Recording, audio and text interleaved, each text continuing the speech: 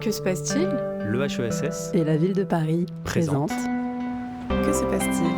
Que se passe-t-il? Mais qu'est-ce qui se passe? Que se passe-t-il? Merci beaucoup pour l'invitation. Maria, je suis vraiment ravie d'être là dans un lieu non universitaire, justement.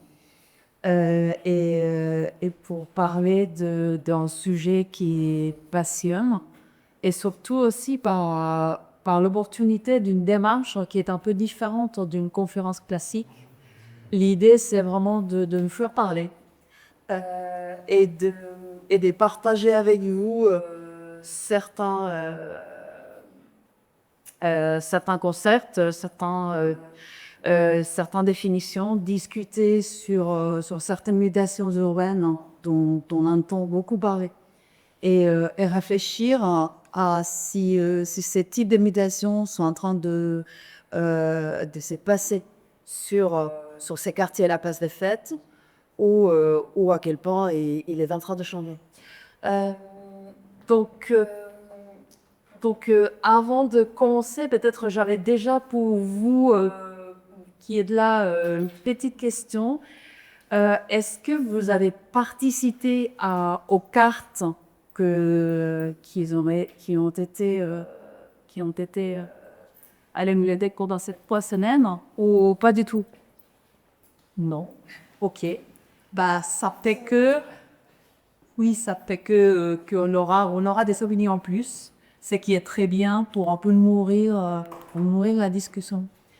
Parce que ce qu'on a fait avec l'aide de bibliothécaires, c'est d'exposer pendant 3 semaines, hein, je pense, ces cartes du quartier avec quelques questions. L'idée, c'était de dessiner, d'identifier les points de repère ou les points d'intérêt dans les quartiers, d'une part pour les habitants et d'autre part pour les non-habitants. Et on verra à quel point les cartes diffèrent, etc. Donc les 2 premières cartes, c'était sur les points d'intérêt, les points de repère. Les 2 autres, c'était sur les limites ou les frontières de ces quartiers. Pour essayer de voir quelle est la place du quartier quand ou les personnes qui ont gribouillé dessus, comment ils se l'approprient et quelles limites, quelles frontières ont ces quartiers-ci, ces quartiers à la place des fêtes. Donc c'est intéressant que vous ne soyez pas les mêmes personnes qui ont travaillé sur les cartes, parce que vous allez pouvoir y contribuer également. Donc peut-être pour commencer à parler du quartier, qu'est-ce que c'est qu'un quartier? Parce que finalement, on peut avoir 2 définitions très différentes. On peut avoir les quartiers institutionnels, les quartiers tels que la mairie de Paris va les définir. Et dans ces cas-là, si on prend cette définition, on est dans les quartiers d'Amérique, dans le 19e arrondissement. Et en revanche, les travaux en sociologie, en urbanisme, en études urbaines distinguent ces quartiers institués du quartier vécu. Autrement dit, ces découpages administratifs ne vont pas forcément coïncider avec les limites du quartier vécu. Donc cette place des fêtes, les quartiers qui est autour, fait partie du quartier d'Amérique, qui est beaucoup plus large, qui est aussi un quartier, ces découpages administratifs font du quartier un quartier comme un cadre d'action, un espace de politique et un espace de politique publique également. Et alors que les quartiers vécus, ça va plutôt être un quartier approprié par les habitants. Donc aujourd'hui, il s'agit, vous l'avez compris, de parler de ces derniers. On essaye de cerner ses contours. Et de voir ces caractéristiques à partir des expériences habitantes et des non-résidents également. Donc grâce aux photos que Dorothée nous a envoyées, j'ai pu faire une petite analyse de ces cartes. Et donc, je vous invite tout au long de cette première partie de la conférence à vraiment ajouter des éléments. Je vais vous poser plein de questions. Si vous ne répondez pas, vraiment, ça va être très ennuyeux. Donc vraiment, essayez de contribuer. Je suis sûre que vous avez des choses très intéressantes à dire. Et surtout, vous connaissez les quartiers beaucoup mieux que moi. Donc, qu'est-ce qu'on voit sur cette carte déjà? La question, c'était quels sont les points de repère ou les points d'intérêt pour les habitants, pour les habitantes. Donc, on voit d'abord une sorte de concentration de points d'intérêt autour de la place des Fêtes, mais aussi ailleurs, sur la rue de Belleville notamment. Également un point autour du métro Danube, Carrefour rue Borrego. Et la première question que je voudrais vous poser, c'est qu'est-ce qui fait la spécificité de la place des Fêtes? Tout d'abord, peut-être, est-ce que vous êtes d'accord? Est-ce que vous avez d'autres points d'intérêt dans les quartiers que vous ne voyez pas dessinés là-dessus? Est-ce que vous vous rendez à d'autres lieux dans les quartiers qui ne sont pas sur la carte? Ou si ça coïncide avec les points qui sont sur la carte, pourquoi est-ce que vous vous rendez là? Le lieu où je passe beaucoup de temps, c'est cette petite rue-là, entre la rue de la Villette et rue Alouette, et pas très loin du parc des Buttes-Chaumont, qui est aussi pour moi un point d'intérêt, effectivement. Je ne mettrai pas les croix exactement aux mêmes endroits. Je ne sais plus si croix, ça veut dire quoi? Chacun a mis une croix en point. D'accord. C'est juste les couleurs qui veulent dire quelque chose. Ce sont les tranches d'âge, en fait. D'accord. Donc le rouge, c'est pour des adultes entre 25 et 60 ans. Ah oui, c'est ça. Ouais. Je ne me souviens plus exactement. Et je suis plus... En fait, je viens à Place des Fêtes pour voir comment vit la Place des Fêtes, plutôt que par intérêt personnel de la Place des Fêtes. Et qu'est-ce que vous voyez alors? Les différentes générations qui coexistent, les enfants qui jouent, les jeunes qui se posent, les adultes qui passent, ou les anciens qui discutent ou qui regardent aussi. Est-ce que c'est la même chose en hiver qu'en été? Bonne question. Moi, ça fait pas très longtemps que j'habite le quartier. Je suis arrivé à peu près durant l'été dernier. Même si l'année dernière, j'y venais de temps en temps quand même assez régulièrement aussi, parce que je travaillais aussi dans le 19e. Et non, là, ces derniers temps, je trouve que c'est plus vivant. Il y a plus de rencontres, plus d'échanges, plus d'interactions. Donc voilà. Pour vous, c'est plus un espace de rencontre que c'est que vous voyez, c'est plus l'espace de rencontre dans la place elle-même que par exemple les commerces qu'il y a autour, etc. C'est ce que je me demande quand j'y vais, en fait. Je me pose cette question-là, parce qu'on va dire que la place des Fêtes, je l'ai d'abord lu avant d'y être allé. J'ai lu dans un petit livre qui fait les arrondissements de Paris, là, l'histoire des arrondissements de Paris, où il y avait une critique assez virulente de l'urbanisme de la place des Fêtes. Il parlait les termes étaient très durs contre le projet urbanistique et architectural de cette place. Et ça m'a questionné, je me suis dit, est-ce que je suis d'accord ou pas? Donc c'est pour ça que j'aime bien y retourner pour voir ce que j'en pense. Et j'ai du mal à imaginer la place des Fêtes avant, parce que je ne l'ai pas connue avant. Donc voilà, c'est un peu pour ces raisons-là aussi que j'aime bien y aller. C'est un peu pour essayer d'imaginer dans quelle mesure elle a changé et ce qu'elle offre comme possibilité pour les gens qui y passent ou qui y restent aujourd'hui. Merci.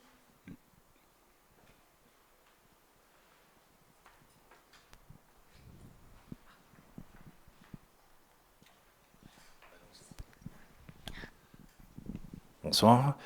Alors moi, ça fait longtemps que je suis là, et donc j'ai plein de souvenirs croisés de différents types, dans ce genre d'événement, une conférence de René Passet il y a une vingtaine d'années qui était super intéressante, un économiste plus très connu aujourd'hui, mais à l'époque qui était assez connu. Et donc ouais, la place des Fêtes, donc moi j'allais à Oscar Wilde, il y avait une ancienne bibliothèque place des Fêtes, je crois qu'il s'appelait.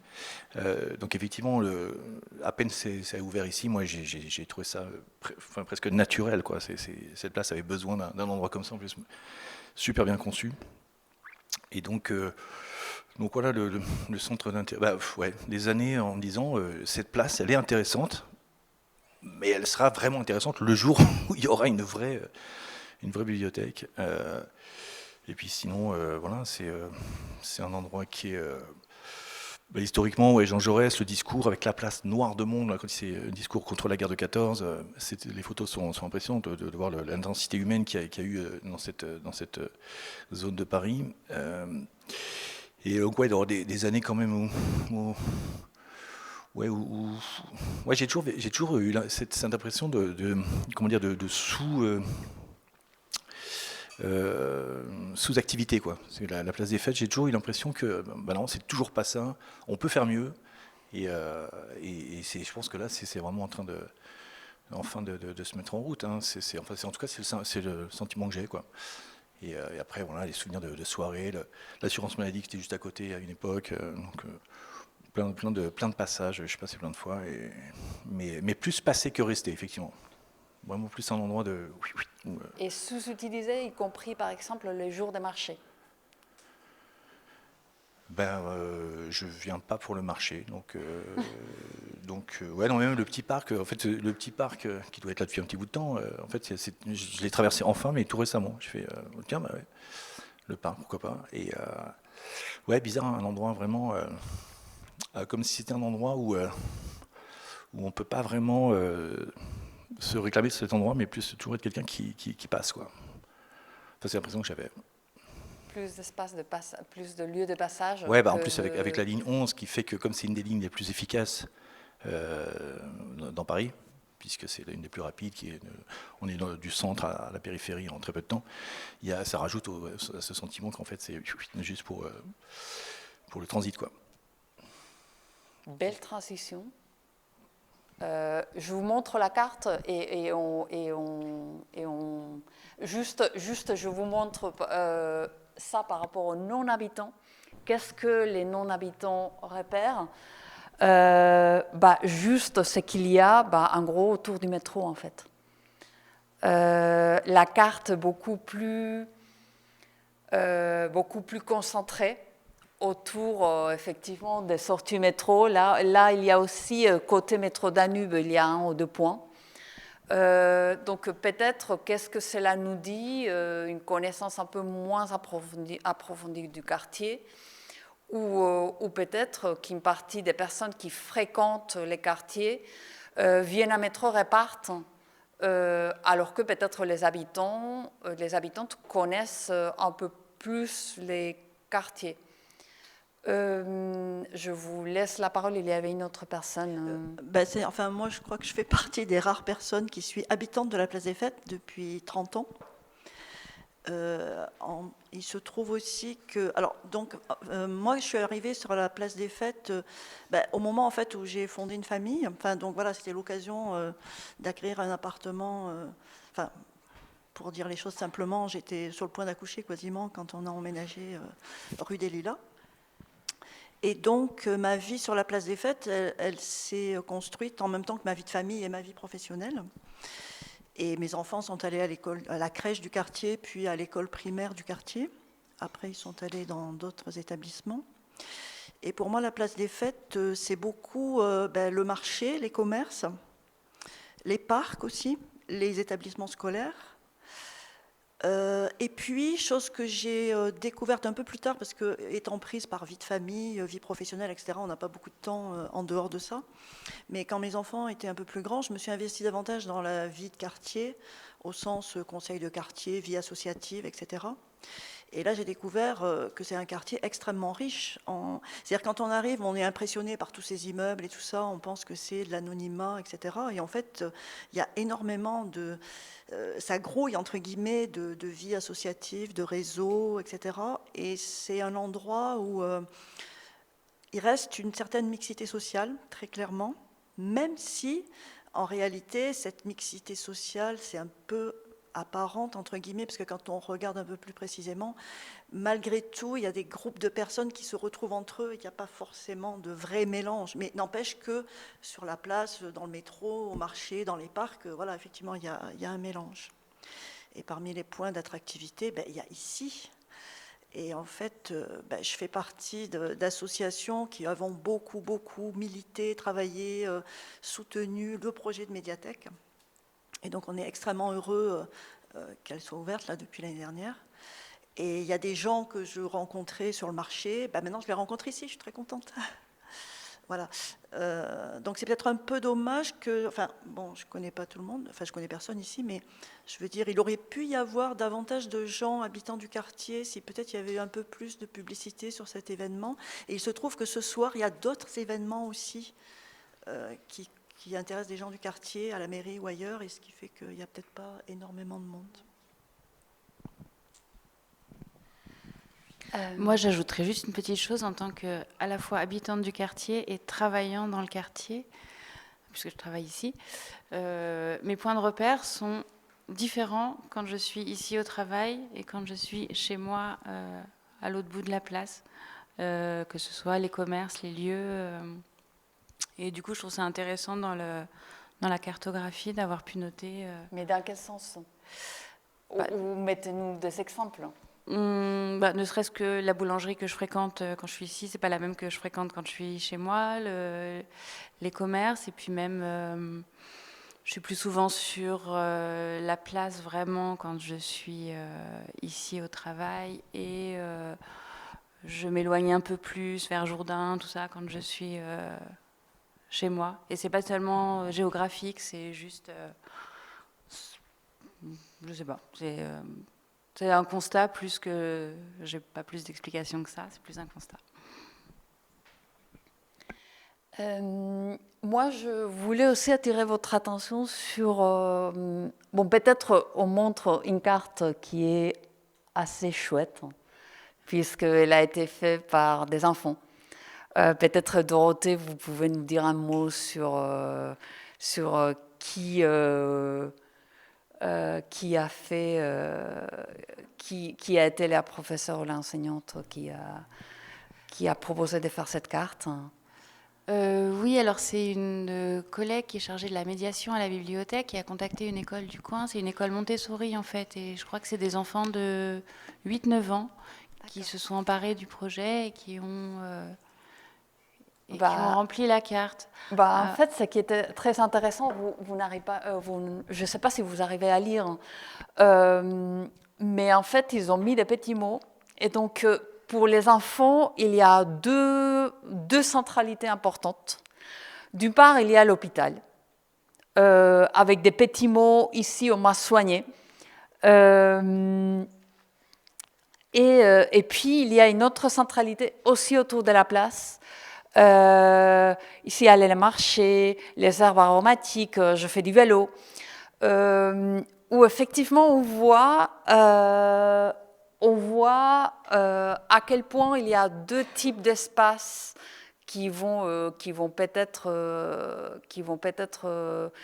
avoir une signification particulière pour les enfants, peut-être aussi pour d'autres tranches d'âge d'ailleurs. D'une part, les équipements publics.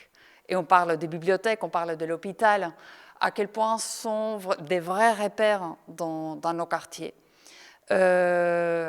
Et ça nous mène aussi à une discussion sur la place du service public, justement, dans nos villes. D'autre part, il y a l'espace public ouvert, où on fait du vélo, effectivement. Mais aussi, je ne sais plus qui parlait des jeunes qui étaient assis sur la place, oui, voilà, en train de discuter, etc. moi, quand je vois cet espace de la place des Fêtes, la première impression que j'ai, c'est que c'est un espace assez intergénérationnel. On voit effectivement, on voit des enfants, on voit des personnes âgées en train de discuter, on voit des jeunes. Et je dirais, vous parliez de mixité sociale, on va revenir peut-être après sur des questions un peu de définition, etc. Je dirais aussi que c'est un espace de mixité générationnelle, de mixité intermédiaire, ce qui est assez riche également. Peut-être juste pour finir de vous montrer les cartes, la deuxième question qu'on avait posée, c'était la question des frontières du quartier, des limites, pour voir jusqu'où s'étend ces quartiers dans la tête des habitants, dans ces cas-là. Puis on verra aussi la carte de non-habitants. Et ce qui est très intéressant à mon sens, c'est qu'il y a des limites, des frontières qui s'imposent, qui sont des frontières topographiques également. Donc là, pour le coup, la frontière du Buttes-Chaumont est assez marquée, assez évidente. Mais après, on voit une pluralité de frontières qui probablement ont à voir avec les trajets des personnes, avec ce que Dorothée vous disiez tout à l'heure aussi, si on vit, si on travaille, si on vit, quel est notre espace vécu, et aussi également jusqu'où, quelles sont les limites du quartier qu'on s'approprie ou qu'on sent comme les siens en fait. C'est très intéressant, il faut encore la comparaison entre les habitants et les non-habitants. Les non-habitants sont vraiment centrés autour de la place et du métro. Ce qui fait que peut-être c'est beaucoup plus riche quand on regarde ce que les habitants ont à dire. Et j'avais aussi envie de vous reposer la question en tant qu'habitant du quartier ou non-habitant d'ailleurs. Est-ce que ces frontières vous parlent? Est-ce que la rue de Belleville, par exemple, constitue une frontière claire? Ou bien sûr, il y a des frontières qui sont un peu plus claires du type les périphes ou les Buttes-Chaumont. Mais voilà, c'est-à-dire on a une frontière nord du quartier, nord-nord-est, qui est un peu consensuelle, on va dire, plusieurs lignes se rejoignent. En revanche, la frontière sud, il y a des habitants qui nous disent que c'est plutôt rue des Pyrénées, d'autres vont plus loin jusqu'à Couronne. Vous parliez souvent de la place des Fêtes comme centre névralgique du quartier, mais qu'en est-il des limites? Quand est-ce que vous vous sentez dans un autre quartier? Est-ce que vous seriez capable d'un peu délimiter cela? Je pense que la frontière de la rue de Belleville, qui fait la frontière entre le 19e et le 20e, c'est une frontière symbolique importante. Mais est-ce que c'est parce que c'est la limite administrative? Ou c'est une limite d'usage aussi? C'est plusieurs dimensions qui font que c'est une frontière, à mon avis. Je la sens beaucoup plus ouverte en termes de frontières, plus ouverte vers le tramway.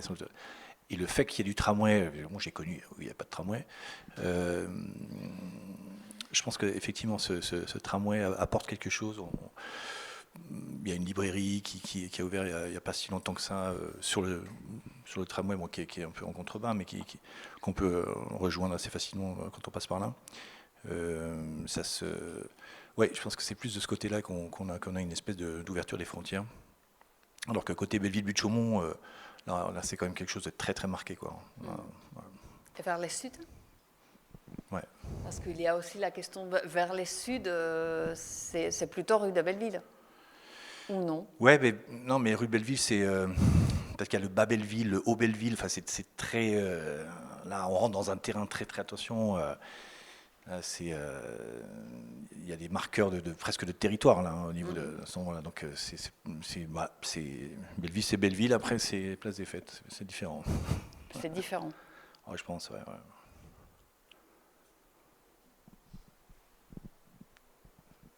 Je pense qu'il y a des différences un peu liées à l'architecture et au type d'habitants en fait. Enfin, côté nord, c'est clair que il y a les bars là de la rue des Lilas, l'école Génie-Coton, et après derrière il y a le quartier Moussaïa. Et donc il y a vraiment, c'est la rue Bellevue. Oui, c'est ça, c'est la rue Bellevue, qui fait la frontière entre les deux. Et c'est caricatural. Quand vous êtes dans les petites maisons, enfin du côté des petites maisons de la rue Moussaïa, il y a tout ce quartier pavillonnaire, et puis les grandes bars. Et ça fait vraiment, quand on ne connaît pas, c'est vraiment frappant, quoi. Donc de ce côté-là, quand on est à Moussaïa, c'est plus tout à fait, non, c'est plus la place des Fêtes. Même si maintenant, il y a quand même, voilà, il y a des échanges quand même. Il y a notamment, depuis pas très longtemps, des associations des habitants des maisons qui contactent des gens qui sont plutôt côté Place des Fêtes. Il y a des petits liens. Mais il y a clairement une frontière, on va dire, urbanistique, architecturale. Et du côté Belleville, c'est vrai que, pour moi, la rue de Belleville, au-delà de la rue de Belleville, effectivement, c'est pareil, c'est aussi l'aspect un peu architectural. Et puis après, il y a le côté plateau, après Jourdain, voilà, c'est aussi un micro-quartier un peu différent.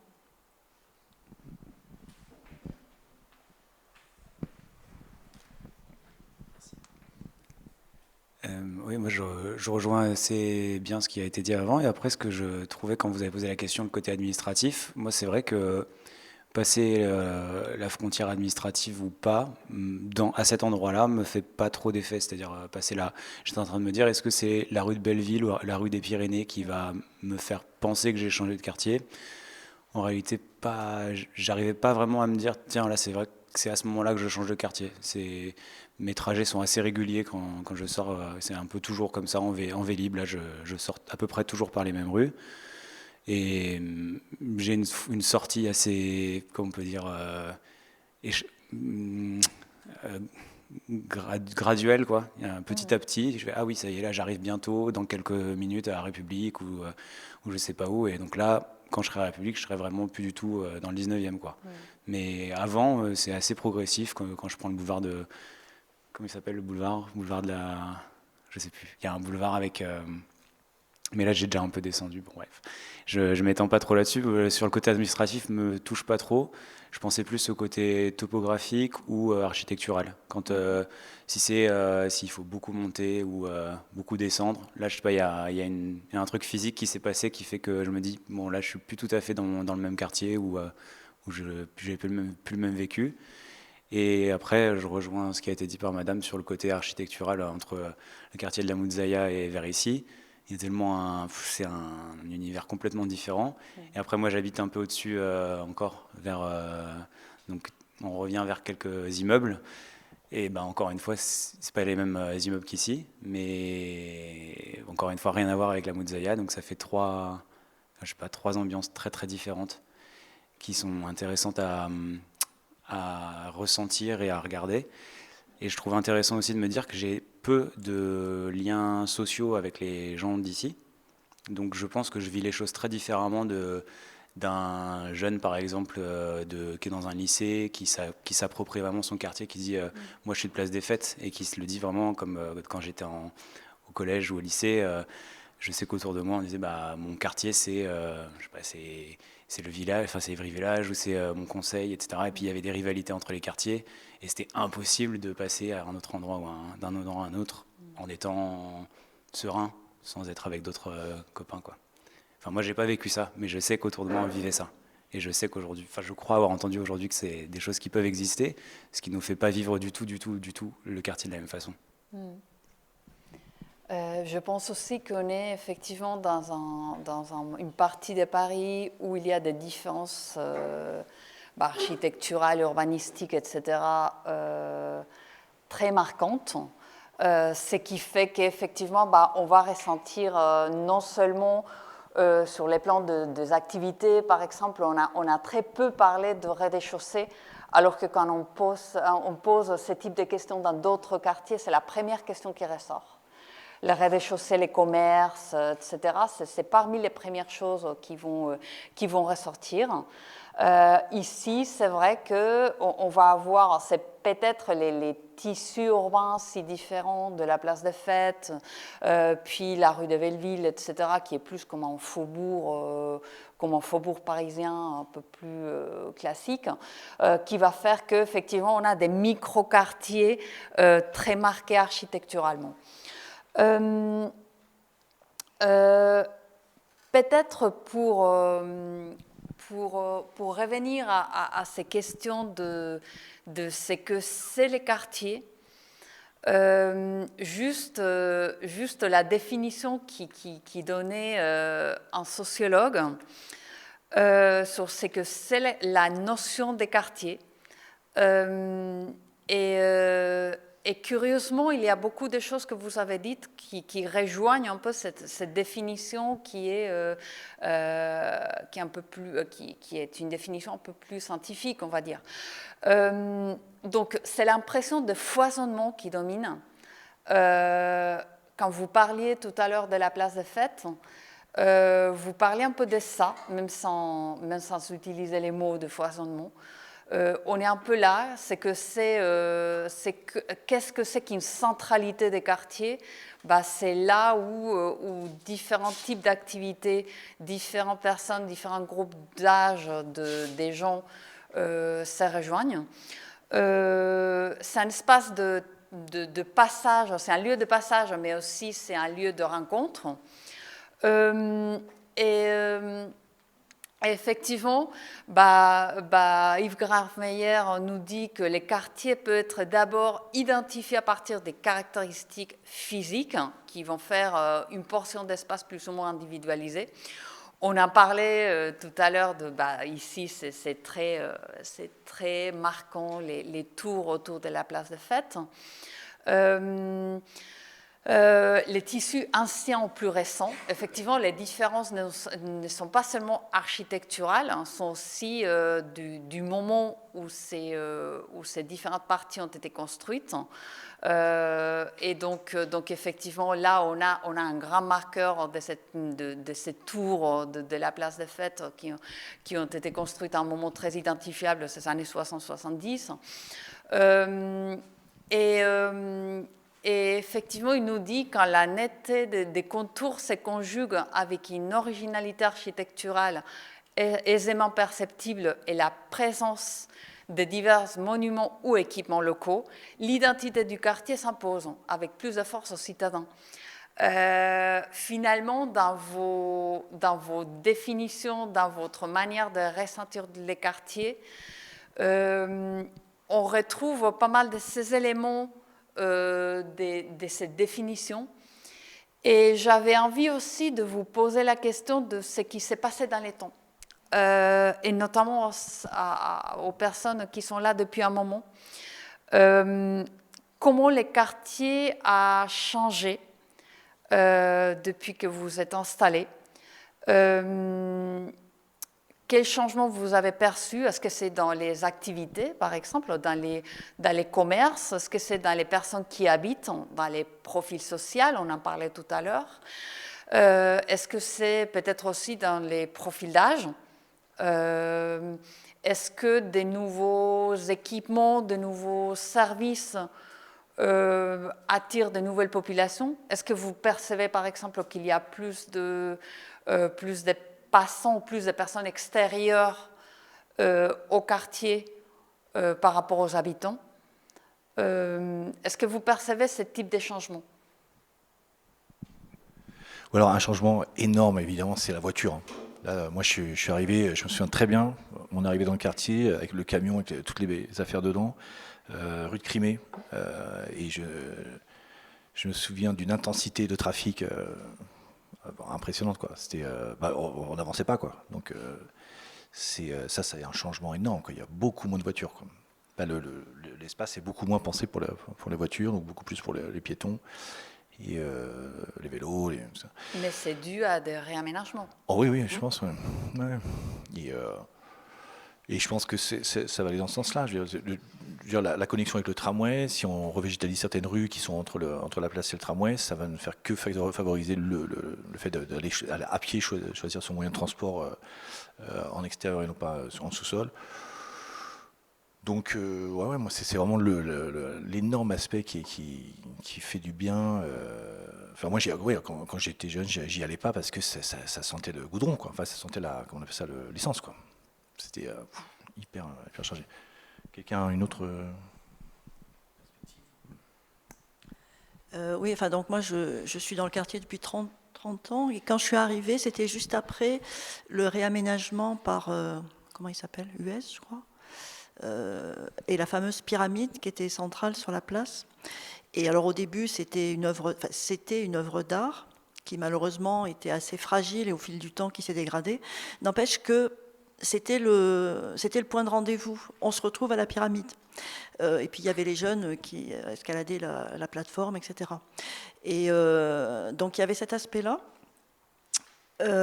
Au niveau des commerces, je pense que la typologie des commerces a changé. Il y avait notamment, il y avait par exemple des magasins de vêtements pour enfants, là où maintenant il y a, enfin à côté de la boulangerie, où il y a maintenant, je ne sais plus ce qu'il y a, un opticien, je crois. À l'angle de la rue de Belleville, il y avait un quincaillier. Enfin, il y avait des commerces de quartier pour le quotidien, qui existe moins aujourd'hui. Alors il y a d'autres, il y a le Lidl, il y a d'autres, il y a Monoprix, etc. Mais il y a certains types de commerces qui ont changé. Et enfin, moi, à mon goût, il y a un peu trop une concentration d'opticiens, de banques et de magasins alimentaires de toutes sortes. Et ensuite, l'image du quartier s'est quand même améliorée au fil des ans, même s'il y a quand même des problèmes. Moi, quand je suis arrivée dans le quartier, il y avait, on disait oui, il y a de la drogue, il y a des jeunes voyous qui se réunissent, c'est dangereux entre guillemets. Bon, cet aspect dangereux, c'était un peu exagéré, quoi. Mais c'est vrai que le soir tard, il n'y avait pas une ambiance. Alors cet aspect-là a quand même changé dans le sens positif depuis le réaménagement de la place ces dernières années.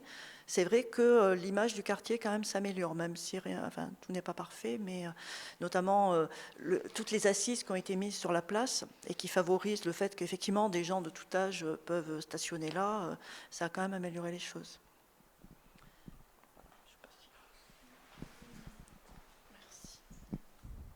Moi, je ne suis pas du quartier, mais juste sur la carte, je trouve qu'on voit qu'il y a de plus en plus d'habitats collectifs.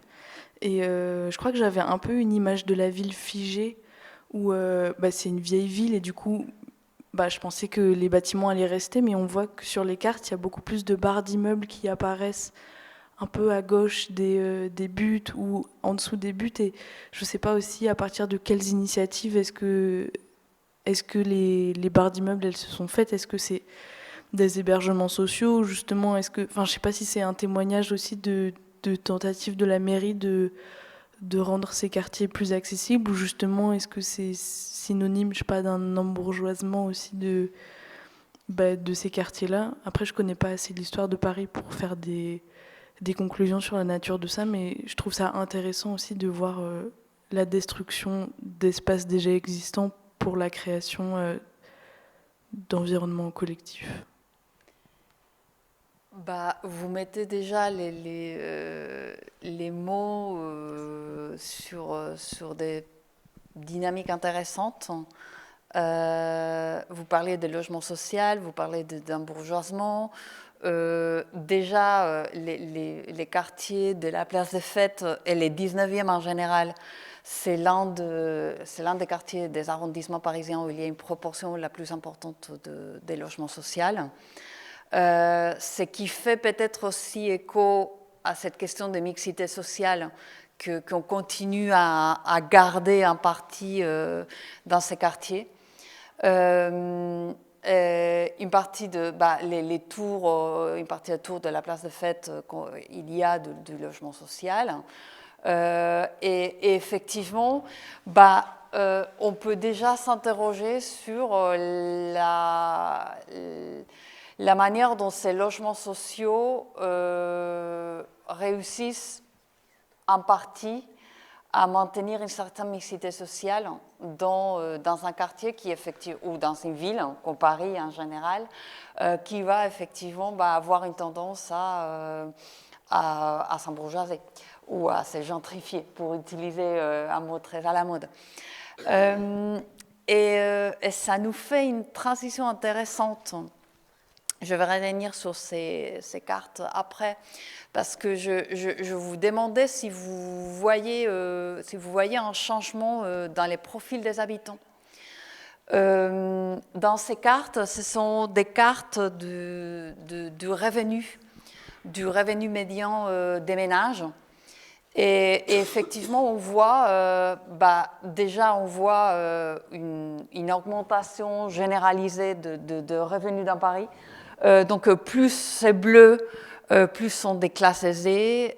Quand on est sur les verts très clairs, on est sur des classes populaires. Et en fait, on va voir que peut-être ces impressions que vous aviez sur les quartiers, sur ce que c'est les quartiers autour de la place des Fêtes, peut-être aussi, ça correspond aussi à des profils sociaux.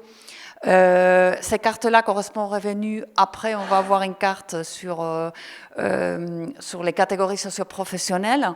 Mais déjà, bon, la différence entre 2006 et 2019 est assez impressionnante.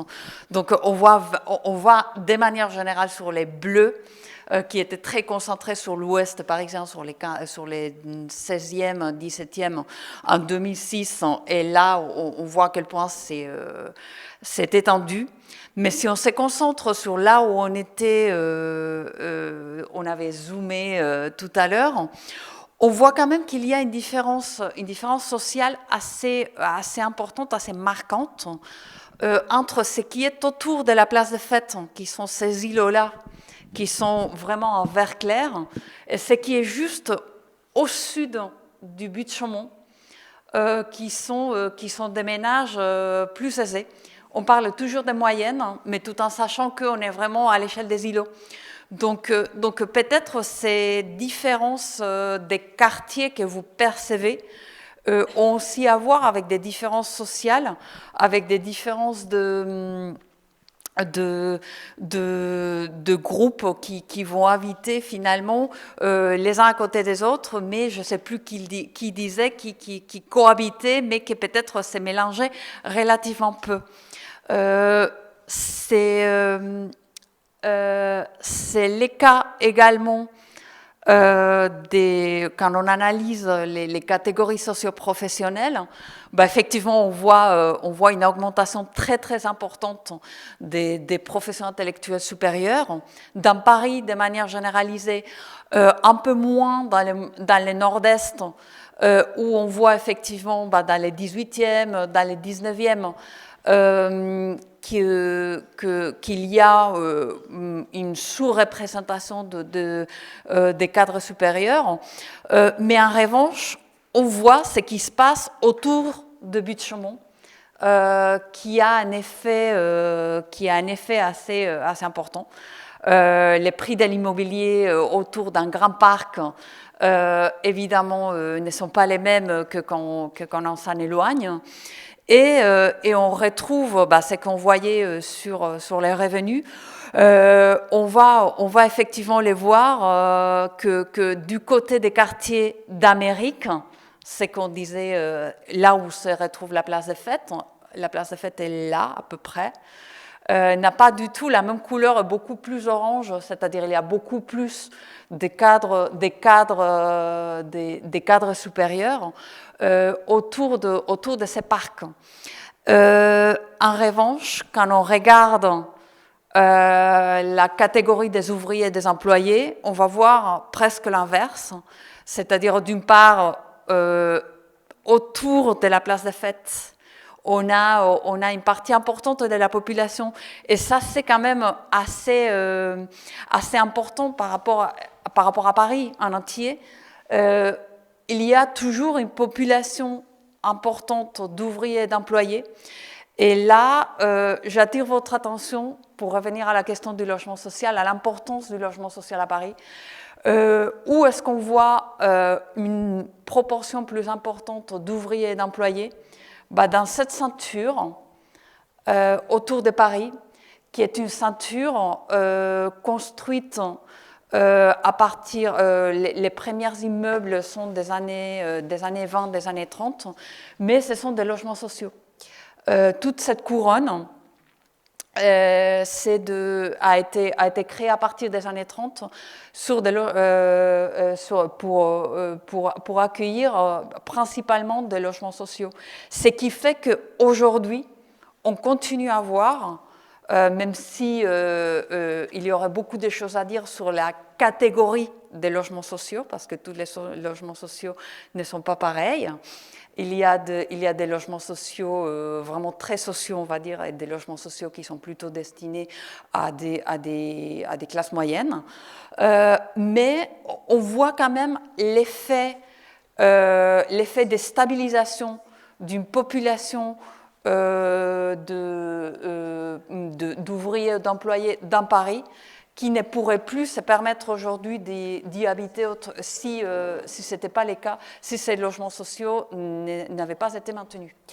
Et effectivement, on voit cette frontière et qu'autour de la place des Fêtes, grâce à ces proportions importantes de logements sociaux, il va y avoir une population d'employés, une population surtout employés, qui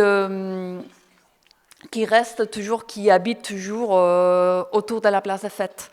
Et ce qui est intéressant, c'est que certaines de ces limites qu'on voyait sur les cartes des habitants, presque reproduisent un peu ces frontières qui peuvent être des frontières un peu sociales, ou qu'en tout cas, on voit quand on fait des analyses quantitatives à partir des données du recensement. Donc ces limites sont des limites d'appropriation du quartier, mais ce sont aussi peut-être des limites peut-être en quelque sorte administratif, mais ce sont aussi des limites sociales également. Donc, une autre question, en plus de celle du profil des habitants, une autre question qui peut avoir changé un peu, effectivement, c'était les commerces. Et vous parliez tout à l'heure je reviens en arrière pour vous montrer les commerces. Et vous parliez tout à l'heure, c'est une bonne intuition ou une bonne connaissance des quartiers plutôt qu'une intuition, c'est une vraie connaissance des quartiers. Parce qu'en fait, quand on regarde ce qui s'est passé dans les tissus commerciaux parisiens ces 20 dernières années, ça, c'est un site assez intéressant de l'atelier parisien d'urbanisme qui recense les commerces à Paris, en fait. Et donc, là, par couleur, vous avez, selon la couleur, si c'est du commerce alimentaire, non alimentaire ou des restaurants, etc. Ce qui est assez intéressant par rapport au 19e arrondissement, et là, on n'a pas malheureusement l'échelle du quartier, mais juste l'échelle du 19e arrondissement, c'est une évolution assez intéressante par rapport au commerce alimentaire, non alimentaire et surtout la restauration, parce qu'on voit, et ça rejoint un peu ces petits magasins des quartiers dont vous parliez tout à l'heure, des commerces qui sont forcément des commerces non alimentaires. De manière générale à Paris, À Paris, c'est la ligne bleu clair. Donc, on voit effectivement que ces 20 dernières années, il y a une diminution assez importante de tout ce qui est les commerces non alimentaires à faveur d'une montée, d'une augmentation hyper importante de la restauration. Donc, en gros, on a de plus en plus de restaurants, de moins en moins de commerces non alimentaires de proximité. Et dans les cas du 19e arrondissement, on voit effectivement une diminution plus marquée qu'à Paris en proportion. C'est peut-être parce qu'à la base, il y avait beaucoup de ces commerces, un peu des quartiers non alimentaires, mais effectivement, on constate une diminution plus importante qu'en moyenne à Paris. De la même manière, on voit une augmentation relativement récente du nombre de commerces alimentaires. Là, pour le coup, on n'a pas malheureusement la différenciation entre ce qui peut être de l'ordre du supermarché, du Lidl qui a ouvert, ou ce qui est du petit commerce. Mais effectivement, alors que dans les années 2000, on voit une première diminution de ce tissu commercial à partir de 2011, donc des années 2010, ça commence à augmenter à nouveau. Ma question, ça serait peut-être pour les habitants de savoir si ces types de commerces sont les mêmes. Ces commerces alimentaires, est-ce que sont les mêmes types de commerces de proximité qu'il y avait avant? Est-ce qu'il y a toujours des boucheries, de commerces de bouche, etc., etc. Ou est-ce qu'il y a d'autres types de commerces alimentaires plus spécialisés, plus de traiteurs très spécialisés, etc.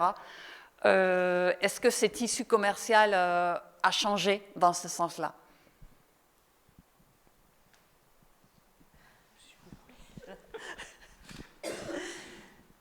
Moi, ce que je constate, c'est que... Alors, sur la place des Fêtes, proprement dit, en fait, je pense que c'est un peu biaisé, les commerces alimentaires, parce qu'il y a le marché, quand même, oui. 3 fois par semaine. Il y a quand même 2 grandes... Enfin, il y en a même plus que ça. Il y a plusieurs grandes surfaces, entre guillemets. Il y a un magasin Monoprix, il y a un magasin Lidl, il y a des supermarchés Franprix, il y a un G20... Enfin, autour de la place des Fêtes, il y a énormément de surfaces... alimentaire. Par contre, moi, ce que je constate, mais ça concerne plus la rue de Belleville, donc ça, c'est plus trop vraiment la place des Fêtes. Mais même quand on va de la place des Fêtes à Jourdain, enfin à l'église, là, donc on est encore quasiment sur la place des Fêtes, il y a beaucoup de nouveaux commerces alimentaires, on va dire très élitistes en termes de prix. Du bio, du au bout du champ, des traiteurs spécialisés, grecs, je ne sais plus quoi. Mais qui n'est pas accessible à toutes les bourses de la place des Fêtes. Ça, c'est très clair. Ça concerne aussi la place des Fêtes, avec vraiment un phénomène assez significatif de gentrification, avec Naturalia et Biocop. Naturalia sur la place des Fêtes et un tout petit peu plus bas Biocop, qui sont tout neufs, relativement récents.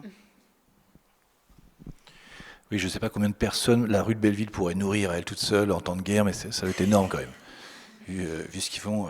Par contre, il ne faudrait pas aller chez les Italiens, parce que les Italiens, ils font des prezzi altissimi. Donc c'est le prix du cibo italiano, enfin, c'est vraiment hors de prix ce qu'ils font. Alors que, non, c'est bon, hein, mais le poulpe à 59 € le kilo. Enfin, bon. Ah ouais. Donc, ouais, non, la rue de Belleville, effectivement, se démarque. Elle n'est pas populaire au niveau des prix, ça c'est sûr. Il y a une boulangerie magnifique, mais évidemment qui est un peu chère dans l'ensemble. Donc, il y a une démarcation qui se fait. Ouais, moi, est-ce que je venais. Après, voilà, moi, je venais jamais pour de l'alimentaire à la place des Fêtes quand j'étais jeune. Donc ça remonte à 33 ans, ça fait 33 ans que je suis dans cette zone-là. Et c'est que récemment, oui, que je me suis mis à venir pour de l'alimentaire, place des Fêtes. Donc effectivement, alors que j'habite pas juste à côté, je suis à rue Armand-Carrel, donc j'ai des buts de Chaumont entre les deux, mais je viens quand même pour... voilà, j'ai repéré des trucs qui m'intéressent dans le coin, donc le G20, il est pas mal.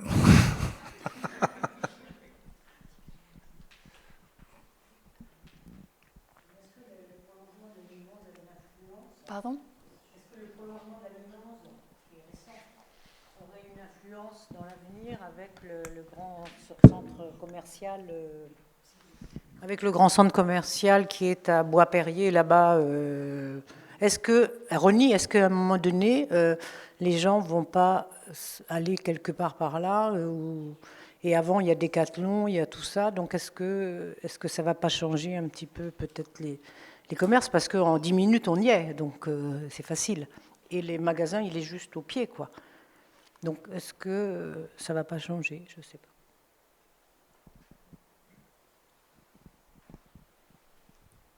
Troisième élément sur lequel je voulais attirer votre attention, c'est la question des personnes présentes en journée,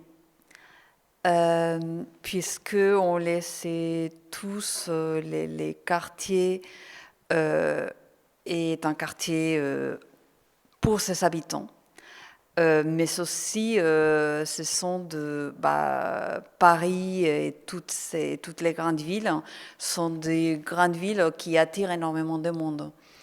Ce qui fait que quand on voit ces graphiques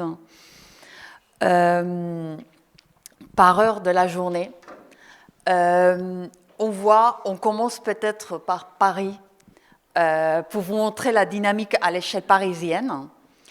Quand on voit donc en couleur orange, on a les habitants. Et en couleur bleu, on a les non-résidents. Et regardez ce qui se passe en plein milieu de l'après-midi en moyenne à Paris. Je n'ai même pas pris un graphique du premier ou deuxième arrondissement, ça c'est vraiment impressionnant. Donc en pleine nuit, effectivement, il y a à peu près tous les habitants. Bon, il peut y avoir quelques non-résidents, mais en général, on a que des habitants. Et regardez ce qui se passe au cours de la journée, dans Paris, en moyenne. On va avoir les habitants qui vont travailler ailleurs, qui partent de leur quartier, etc., et énormément de gens qui viennent soit pour travailler, soit pour étudier, soit pour les loisirs. Ce qui fait que en plein milieu de la journée, en plein après-midi, les courbes vont s'inverser et il y a plus de personnes non résidentes que résidentes à Paris, en moyenne.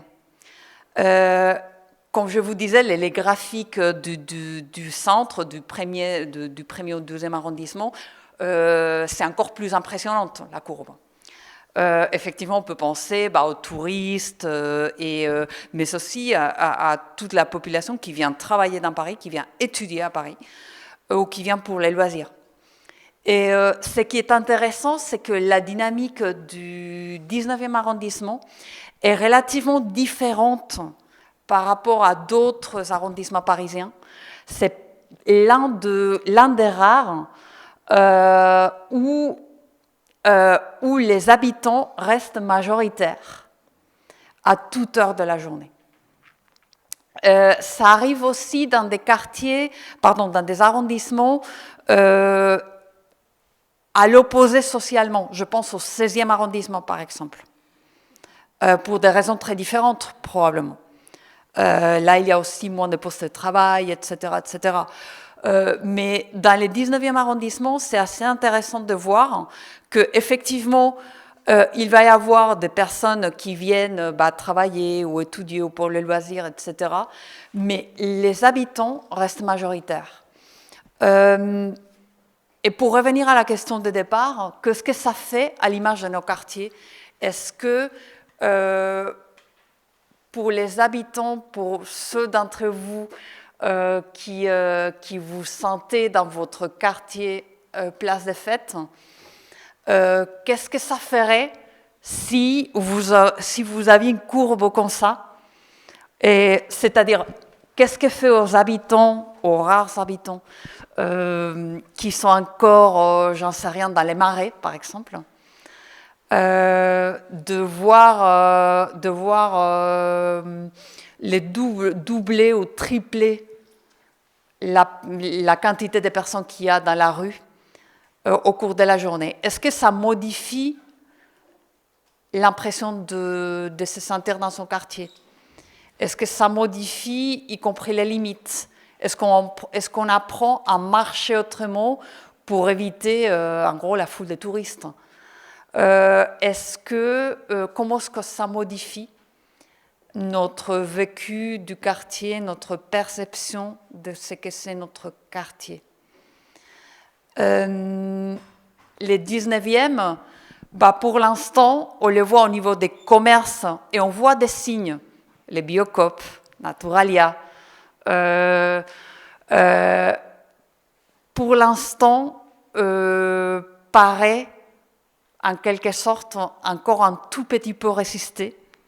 Je fais surtout pas de prédictions. Je suis pas là pour prédire quoi que ce soit. On constate effectivement des dynamiques en cours. Vous aurez observé que je n'ai pas encore mis des mots à ces dynamiques.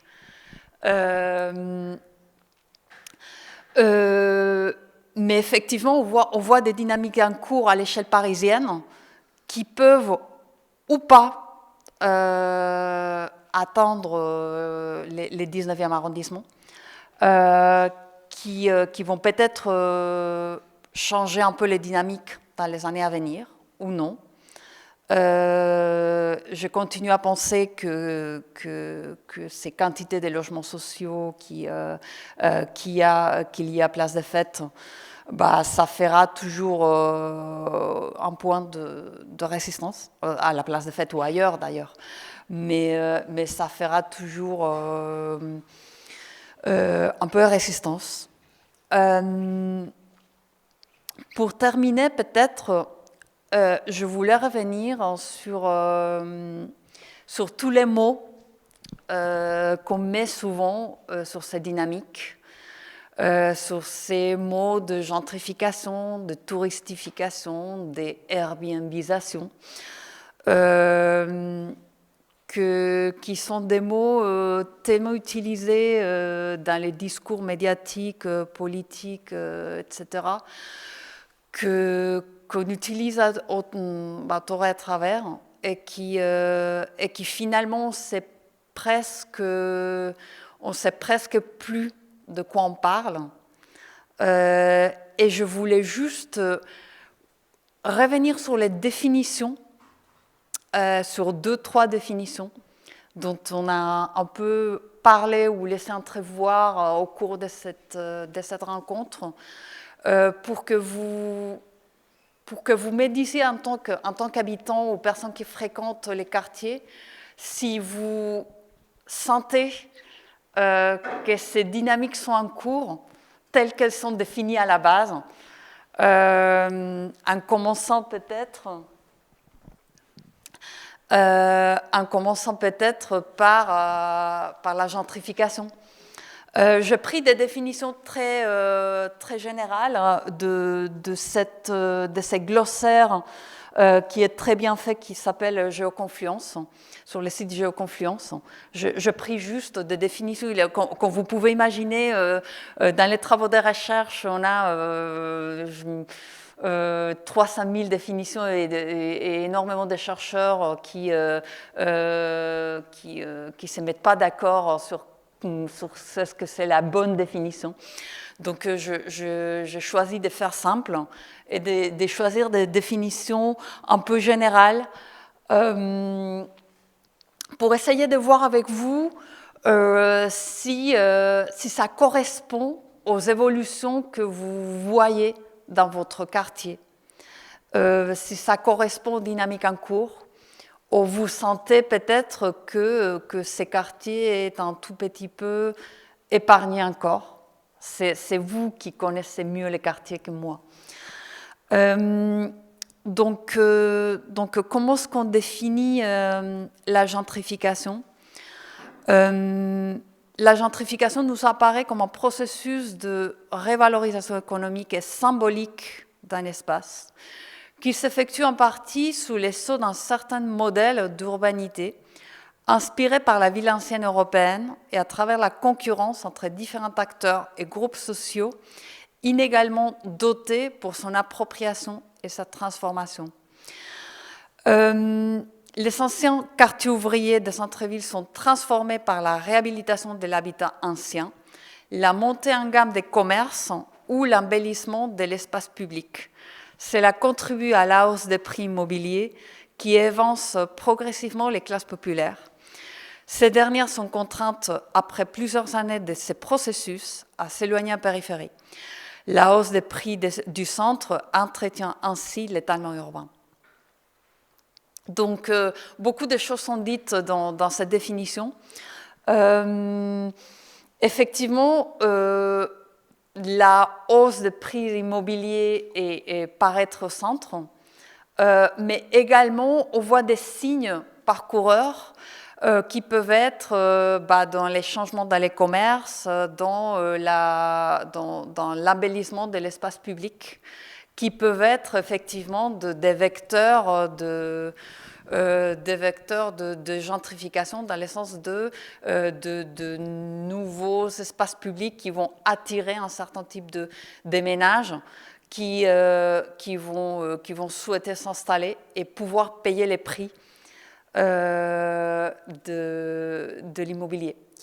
Ce qui me fait revenir à la question du logement social, parce que tous les travaux de recherche nous montrent à quel point les logements sociaux servent aussi à réguler les marchés immobiliers, à empêcher, je ne sais pas si empêcher, si on pourrait dire empêcher, tel que les marchés de l'immobilier est à Paris en ce moment, ou depuis des années.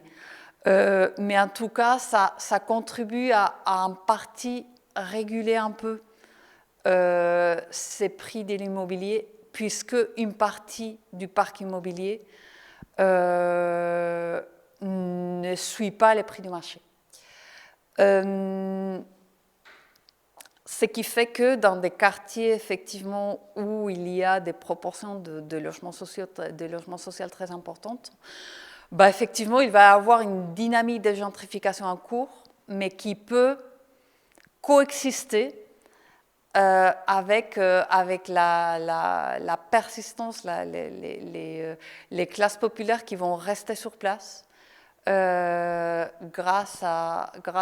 parce qu'ils sont dans les logements sociaux.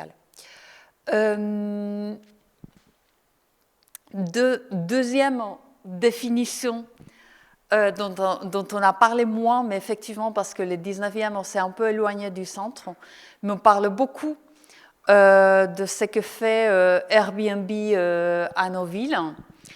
Et c'est la question de la mise en tourisme ou de la touristification, voire de la Airbnbisation. Et là, pour le coup, c'est un phénomène. Je vous ai apporté quelques cartes tout à l'heure. Qu'est-ce que c'est que cette Airbnbisation? Effectivement, c'est qu'une partie du stock de logements dans nos villes sont maintenant utilisés pour en faire de logements touristiques. Et ce qu'on voit sur les cartes, c'est que ça évolue dans les temps, depuis 2015 jusqu'à 2020. Effectivement, cette tâche d'Airbnb, où il y a énormément d'Airbnb, s'étend dans Paris. Et une fois de plus, on voit cette tâche qui épargne relativement les parties les plus éloignées du 19e arrondissement. Alors que, effectivement, il y a les 10e, y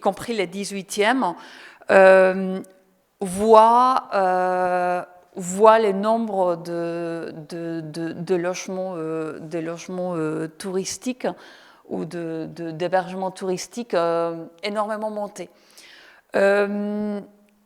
Comment est-ce que ces dynamiques en cours, qui sont évidemment en cours à Paris, affectent notre perception du quartier, affectent notre manière de nous approprier du quartier également. Ces changements de profil social des habitants, ces changements aussi du nombre de personnes qui habitent de manière non permanente un quartier, qu'est-ce que ça fait à nos perceptions et qu'est-ce que ça fait à notre manière d'habiter ou à notre capacité même de nous approprier notre quartier. Donc, moi, à partir de ces 2-3 définitions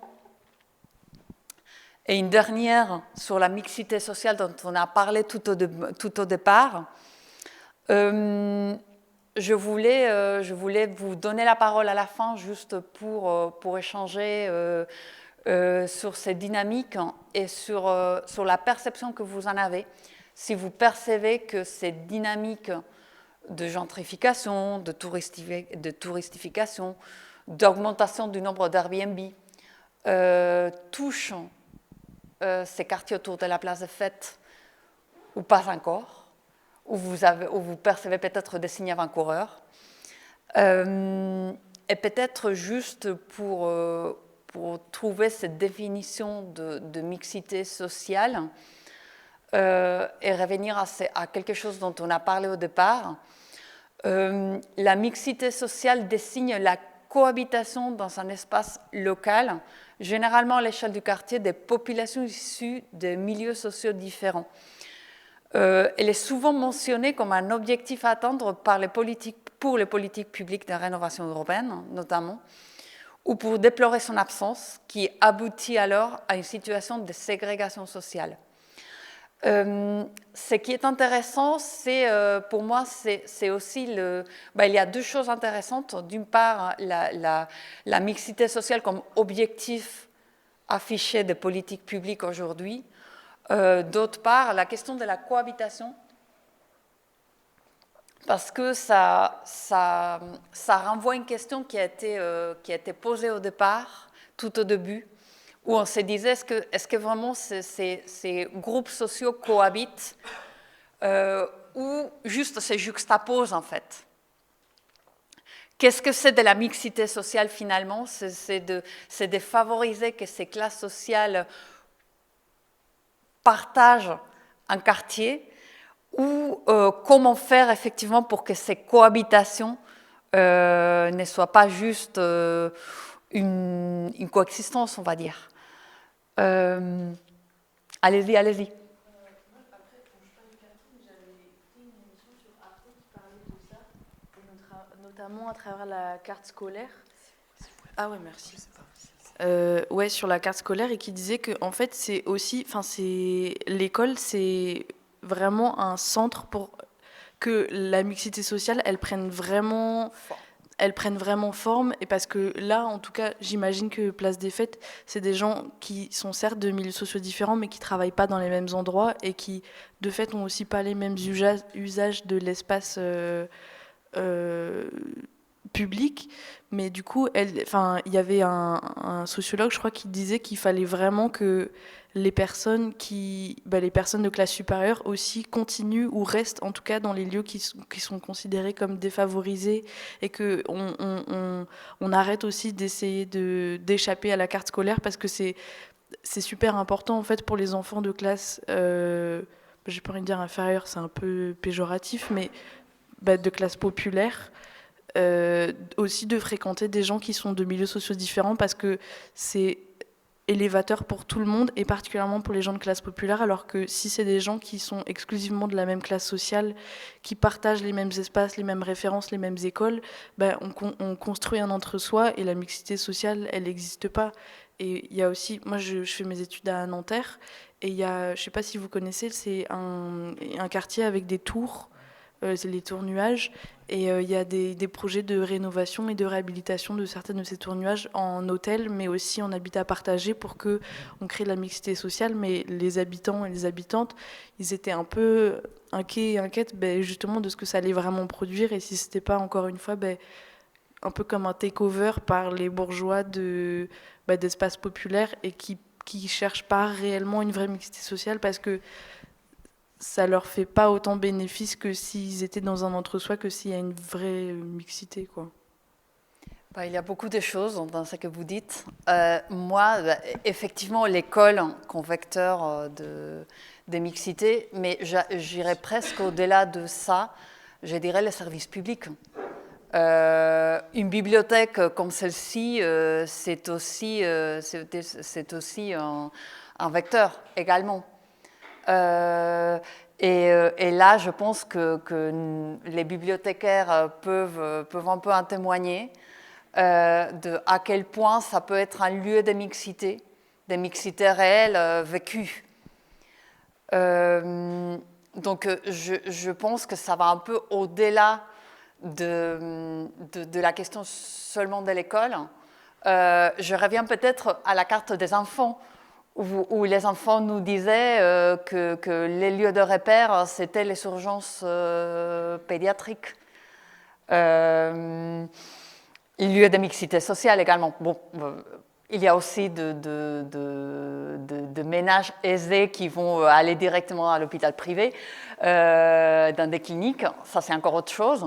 Mais effectivement, ces services publics qui vont être les lieux de la mixité. Et effectivement, la nécessité de les préserver, quoi.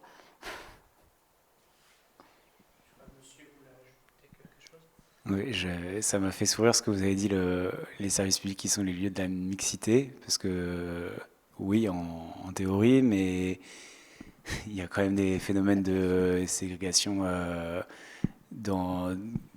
sociale du fait, par exemple, de la fuite vers le privé, dont je pense que c'était quelque chose qui était évoqué tout à l'heure par l'intervention précédente. Et ce qui pose problème, moi, il y a quelque chose qui m'effraie beaucoup dans les dynamiques à moyen terme, c'est que la démographie à l'école, c'est pas directement le quartier, mais c'est général à Paris, la démographie de Paris baisse, ce qui fait qu'à l'école, les effectifs baissent. Simplement, ce qu'il faut avoir en tête, c'est que c'est le cas pour l'école publique, et c'est pas le cas pour l'école privée à Paris. Et donc dans 10 ans, Julien Grenet, je crois, si je ne me trompe pas de sociologue, fait des projections disant qu'il y aura plus d'élèves dans le privé à Paris dans 10 ans que d'élèves dans le public dans 10 ans, si rien n'est fait en fait. Donc là, c'est pas simplement, je pense, j'ai appuyé, non, c'est pas simplement dire aux gens n'envoyez pas vos élèves dans le privé, parce que là c'est un peu dire vous faites quelque chose de pas bien. C'est faisons des politiques publiques vraiment volontaristes pour dire on redonne vraiment des moyens au public pour que il y a pas une sorte de marché, parce qu'aujourd'hui il y a la question des marchés scolaires, un peu les établissements sont mis en concurrence les uns avec les autres. Bon, derrière on est un père, on est une mère, on est des parents, on a des enfants, on veut le meilleur pour eux et on fait des choix avec une vision peut-être un peu trop individuelle. Mais jeter la pierre quand c'est des dynamiques plus publiques, politiques en fait, qui amènent à ça, malheureusement ça peut s'entendre. Moi je suis pas dans cette situation-là, j'ai pas ce choix-là à faire. Quand j'entends quelqu'un le faire, je le déplore un peu pour la société, mais je jette pas la pierre à la personne. Par contre, c'est plus la politique qui conduit à ça qui m'embête. Et ça me fait revenir sur ce que vous disiez tout à l'heure. Le prix des loyers, évidemment, augmente autour des parcs. Et ça m'a fait revenir il y a une exposition au pavillon de l'Arsenal qui parlait des natures urbaines, qui montrait comme quoi le parc des Buttes-Chaumont avait été construit pour donner la nature aux pauvres. Je le dis avec des mots un peu rapides, mais c'était comme ça que c'était expliqué. Disons, en fait, on met la nature, on donne de la nature aux pauvres, on met un parc pour les pauvres, pour leur donner une sorte d'ordre moral et leur permettre voilà, de bien se comporter en gros, parce que s'ils ont un environnement agréable, derrière ils vont être plus facilement enrôlables entre guillemets dans la société de cette époque-là. Donc c'était un peu choquant à lire, mais bon, c'est une vision politique comme une autre. Et aujourd'hui, en fait, c'est incroyable de voir que tout autour, finalement, c'est pas vraiment des populations en situation précaire, en fait. C'est un petit peu autour, oui, mais autour du parc des Buttes-Chaumont, pas du tout. Voilà, je ne sais pas si ça fait écho à des choses que vous aviez pu lire par ailleurs ou si j'ai mal interprété ce que j'ai lu. Et un tout dernier point, désolé, quand vous parliez sur les habitats collectifs tout à l'heure, je crois que vous disiez c'est des habitats, c'est quand on avait vu la comparaison avant-après. Ça m'a fait penser aux politiques encore une fois, politique publique des grands ensembles. Je crois qu'ils commencent en 58 et qui se terminent en 73, si je me souviens bien. Bah, c'est là où il y a parce que c'est en 65, ça se termine en 65 les photos. C'est exactement dans cette période-là où on voit effectivement des habitats collectifs de grande ampleur qui répondaient à une demande, quoi. Donc c'était intéressant, je trouvais, de voir ce que vous avez apporté avec l'histoire politique et historique. Voilà. C'est un peu long, désolé. Oui. Bien sûr. Bien sûr. Merci à vous.